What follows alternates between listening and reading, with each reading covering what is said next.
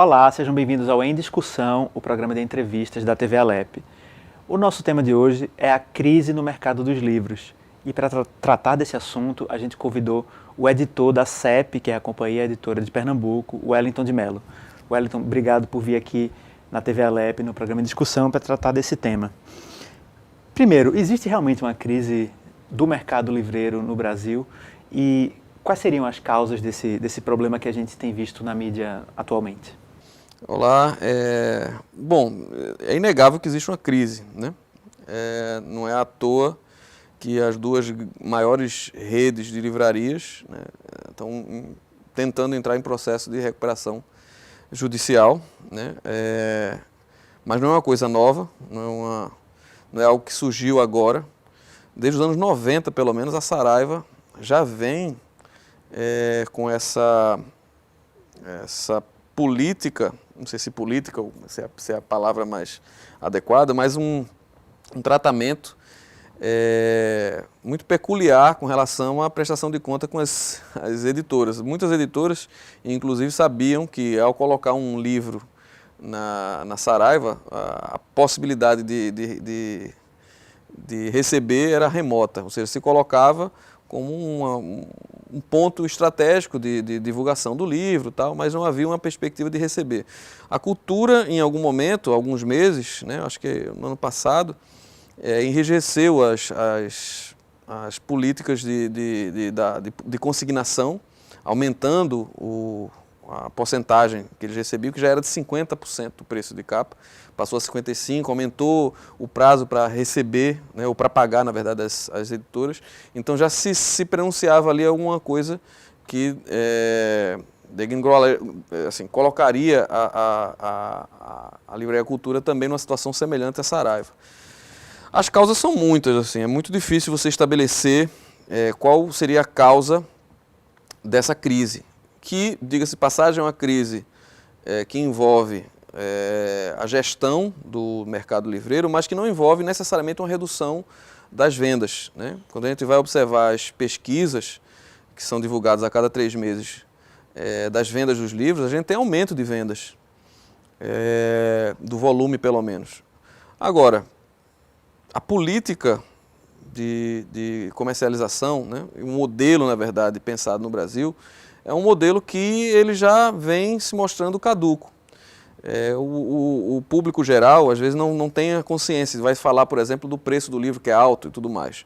Por exemplo, quando você compra um livro de R$40, o consumidor, às vezes, não sabe que, na verdade, desses R$40, R$20 ficam com a livraria, R$20 ficam com a editora. Vamos imaginar que a editora tenha gasto para produzir o livro 30% do seu preço, né? Fora isso, você tem que pagar 10% para o autor. Então, imagine que já 40% foi limado, né, do preço de venda do livro. Agora coloque mais 50% que você precisa dar para a livraria. Quanto ficou para a editora? 10%. Então, é um pouco injusto, digamos, esse reparto. Mas uma curiosidade, já que a arquitetura, vamos dizer assim, do preço do livro é essa, a crise não deveria estar com as editoras e não com as livrarias? O problema é justamente esse. Quando eu falei que há uma crise, mas ela não é necessariamente relacionada à redução de vendas, a questão talvez seja a gestão que se faz, né? A Livraria Cultura, por exemplo, ela teve algumas decisões um pouco temerárias e estranhas. A FENAC, ela não foi necessariamente vendida para a Livraria Cultura. Ela praticamente pagou, na verdade, a Cultura para absorver os seus ativos. A Saraiva, só finalizando, também fez Você deve lembrar que a Saraiva vendia basicamente livros, mas que há alguns anos ela começou a vender eletrodomésticos. Sim. Né? né? Eletrônicos, na verdade. Né? E isso requer um investimento muito grande, né, para você manter esse tipo de nicho, que ela não conseguiu manter. Né? O retorno do livro, né, é muito lento.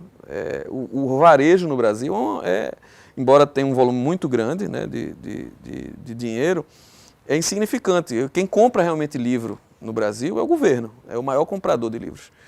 A população ela compra, né, no varejo, mas o valor é insignificante, você não se mantém, você acaba tendo que atrelar outros serviços. Então as livrarias começaram a funcionar também com cafés, com eventos, às vezes alugando espaços. Há um modelo bem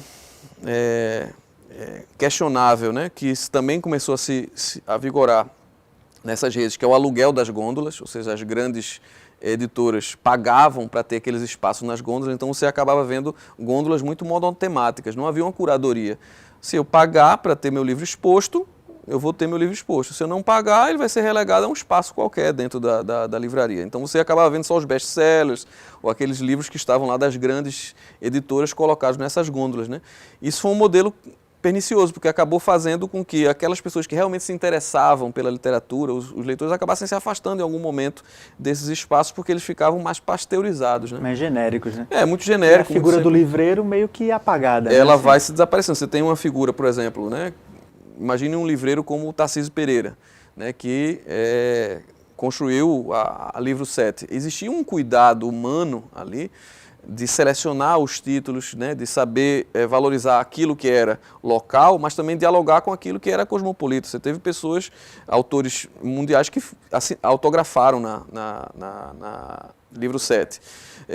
Essa figura de dialogar com o local, ela praticamente não existia. Por exemplo, as pessoas, e aí eu vou ser muito duro talvez no que eu vou falar, mas as pessoas aqui no Recife lamentaram muito o fechamento da Livraria Cultura.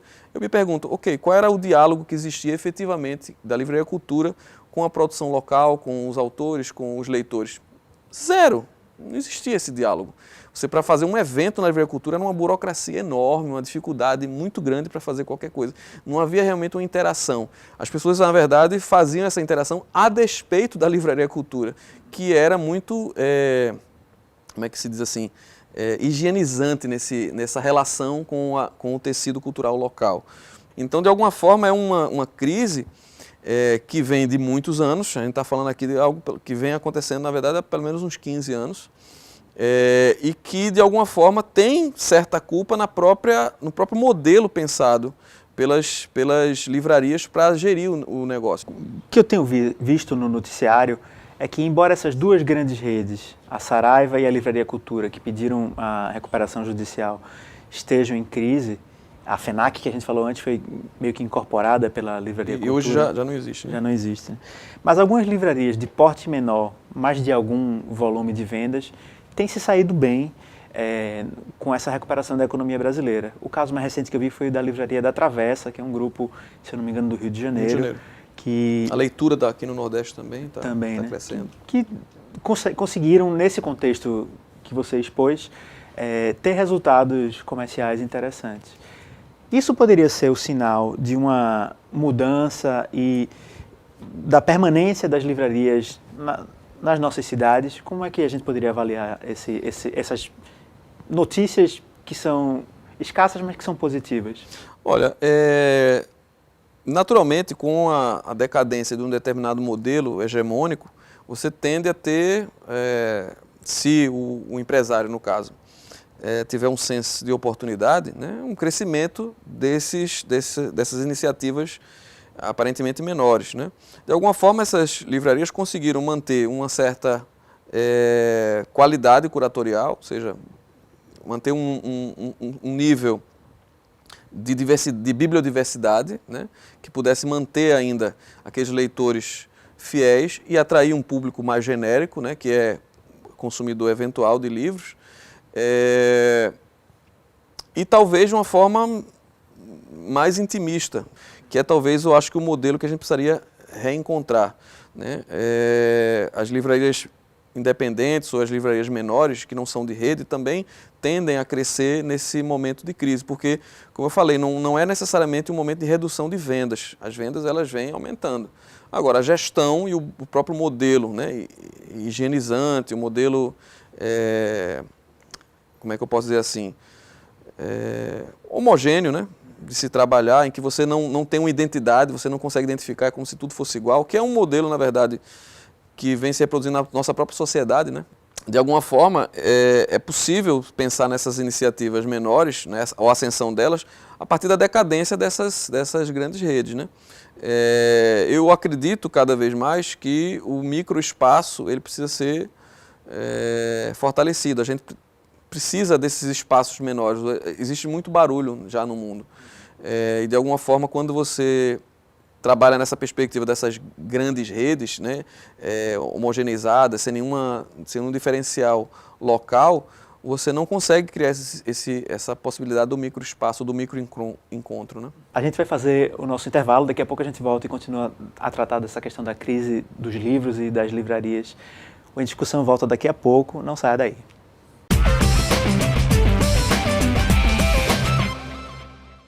De volta com o Em Discussão aqui na TV Alep. O nosso tema de hoje é a crise no mercado dos livros. O nosso convidado é o editor da CEP, Wellington de Mello. Wellington, eu como uma pessoa que gosta de livros, fico um pouco assustado com a possibilidade de uma cidade do porte do Recife ou de outras grandes cidades do Brasil sem livrarias. Essa ideia meio apocalíptica que acredito que algumas pessoas também tenham esse medo na atualidade com a crise dessas grandes redes livreiras. Qual a importância para as cidades de ter livraria? Qual a importância desse espaço, independente do modelo dele, para a cultura, para a literatura, para a convivência numa cidade? Olha, o que eu vou falar talvez seja polêmico, mas se a gente pensar que no Brasil a minoria das cidades tem livraria, conte quantas cidades, por exemplo, dos 185 municípios de Pernambuco tem livrarias. Poucas, eu diria que dá para contar com uma mão. No máximo 2. Porque você tem assim, existe uma diferença, né? Existem as livrarias, papelarias, que aí não conta, a gente não está falando desse tipo de coisa. Ou das livrarias setorizadas, livrarias que têm livros religiosos, por exemplo. Também não contaria na conta disso que você está falando, da livraria enquanto um espaço cultural, um espaço de movimentação, talvez seja mais nesse sentido. A livraria enquanto ponto de comercialização, ela não tem importância nenhuma. Por quê? Porque existe uma Netflixarização do consumo. As pessoas estão em casa, apertam botões e compram seus livros. Entram na estante virtual, tanto é que não é à toa que a Livraria Cultura comprou a estante virtual. Eles não são bobos, entendeu? Então ele vai entra lá, e o cara de Sertânia não tem livraria em Sertânia. A vida cultural de Sertânia é menor por conta disso, ou seja, os escritores de Sertânia, né, são menores por conta disso? Não. Na verdade, eles encontram suas formas de vivência cultural e não vai ser nos espaços das livrarias. Por quê? Porque aí esse é o grande problema. Se as livrarias não se entenderem também como esse espaço de encontro, se elas acharem que são espaços de venda, nessa perspectiva em que eu estou em casa e eu vou entrar lá na estante virtual, vou garimpar os livros e vou apertar um botão e vou receber na minha casa, eu não preciso das livrarias. Eu só vou precisar das livrarias se elas se entenderem como esse espaço de encontro, de convivência, de troca de experiências, né? E aí, nesse sentido, elas são importantes, mas elas precisam se entender como isso. Por isso que eu estava falando no bloco anterior, de como a Livraria Cultura, ela de alguma forma criou uma bolha de soberba, de alguma forma, eu acho, de se achar muito importante, né? E não criar essa empatia ou criar esse diálogo com o tecido cultural local ou com as pessoas que vivem naquela cidade. Essa nostalgia que as pessoas sentem e o chororô que houve nas redes, né? Quando as pessoas, fechou a Livraria Cultura. Para mim é como se você chorasse o fechamento de um shopping. Eu acho que as pessoas deveriam chorar pela destruição de uma catedral, de um monumento, sabe? Deviam chorar pela destruição que o Estado Islâmico fez de monumentos no Oriente Médio, mas não chorar pelo fechamento de uma livraria de rede que é higienizada nesse sentido. Então, é um pouco duro o que eu estou falando, mas eu acho que realmente é importante que a gente ressignifique também a nossa relação com esse espaço, mas que eles também se percebam. Eu acho que talvez, por exemplo, vou dar um exemplo local. Você tem o Sebo Casa Azul, de Samarone, né, em Olinda. É um sebo, né, e ele compreendeu, eu acho que o Samarone compreendeu essa importância do encontro. E ele vem realizando todas as sextas-feiras, um sarau que acontece lá, a altas horas da noite, né? Cursos, oficinas que vão acontecendo e vão trazendo as pessoas aos poucos. As pessoas não precisariam comprar livros lá, porque você tem a estante virtual, que é um sebo. Por que as pessoas continuam indo lá, continuam participando? Porque ele entendeu a importância desse microencontro. Então, por exemplo, é super importante que exista um espaço como o Sebo Casa Azul, né? É impossível não falar da questão da tecnologia, do livro eletrônico e dos dispositivos como o Kindle, como o Kobo, que as pessoas compram e leem através deles. Assim. Esses dispositivos e essas novas tecnologias têm impacto no que a gente chama de uma crise do mercado editorial? Não, eu já li algumas análises que inclusive do sindicato de livrarias, que colocam parte da culpa nesses e-readers ou nessa venda digital. Isso é bobagem, porque é uma fatia insignificante do mercado. Nos Estados Unidos é insignificante, no Brasil mais ainda. Porque existe, na verdade, dois tipos de leitura, pelo menos assim, a grosso modo, né? Existe aquela leitura técnica, aquela leitura setorizada que você faz, por exemplo, quando você está escrevendo algum artigo, ou você está estudando para a universidade, e que, nesse sentido, ler no PDF facilita bastante. Você quer procurar uma citação ou um tema específico dentro do arquivo, você coloca lá o Ctrl F e ele vai atrás de um determinado tópico.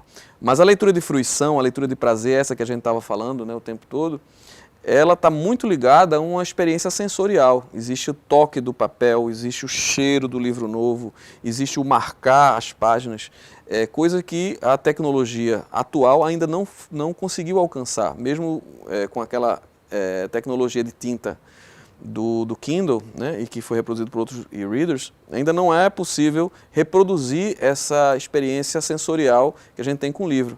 Isso não quer dizer que o livro nunca vai deixar de existir como existe hoje, né? A gente que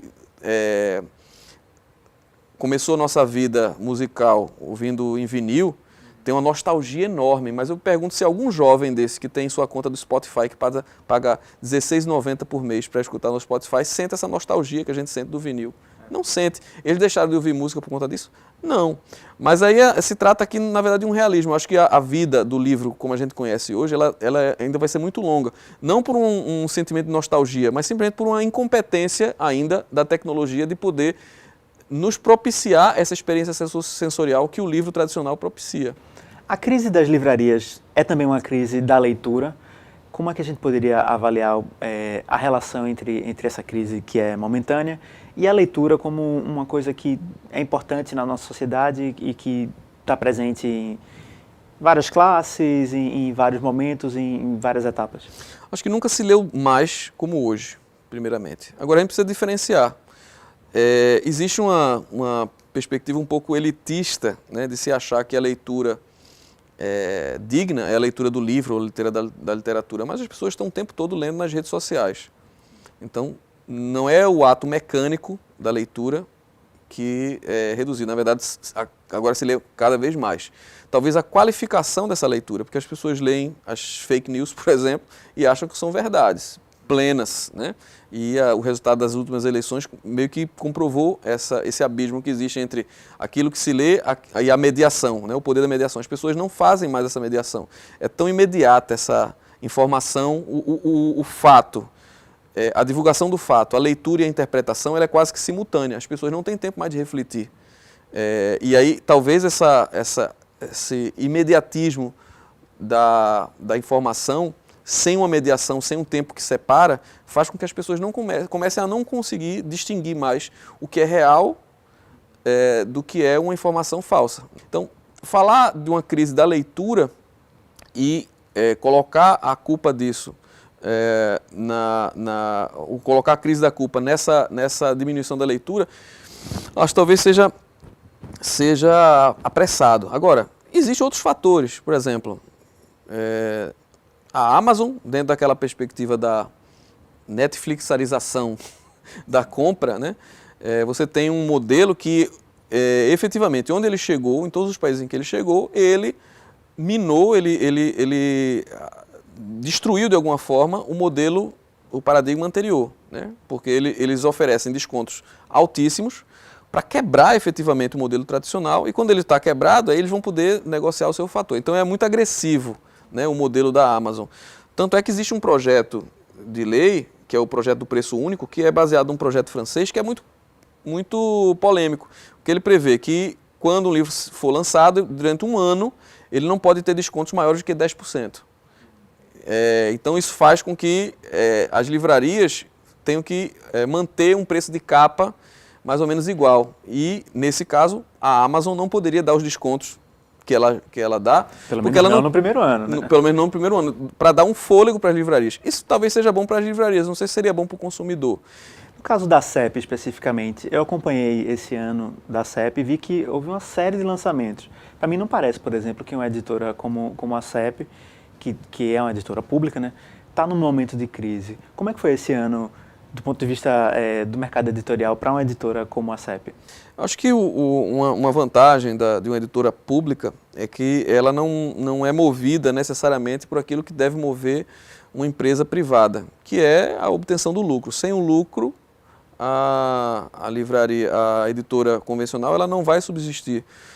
A editora pública, ela tem uma missão que vai para além do lucro. É importante que haja o lucro, é importante que as contas mais ou menos sejam equilibradas, mas, por exemplo, ela pode se dar o luxo de fazer um investimento em algo que ou que faz parte da sua missão institucional. Por exemplo, a gente lançou agora uma edição que para mim é magnífica do Barléu, né, que é o livro que retrata o período do governo de Maurício Nassau. É uma nova tradução, né? Ou seja, houve um investimento para se fazer a tradução daquele livro. É um trabalho de mais ou menos 4 anos, 5 anos.